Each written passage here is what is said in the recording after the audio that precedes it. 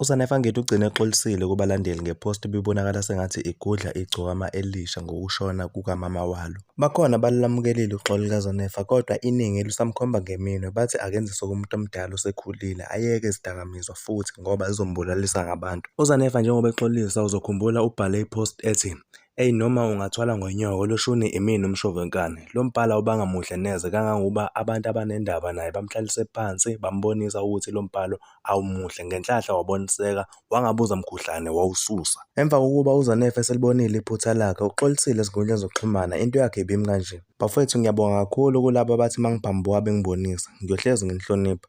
Njengale post ekade ngiyiphostile bengaqondile kumfowethu, kodwa ngithe maningibonisa ngabona ngayikhipha, so ngiyaxolisa, ngiyanithanda." Abalandeli abanye beGcokama Elisha baqhubekile bamfungela noma esexolisile. Abanye bakhale ngokuthi uZanefa kumele ngabe uyahlonishwa ngoba usemdala emculweni kamaskandi, kodwa yena akafuni ukukhula nokusebenzisa umqondo, uzenza ivukane elisafuna udumo. Omunye usukume nephuzu elithi uZanefa njengoba yenza kanje uzama ukuzakhela ugazi kubalandeli bakhuzani.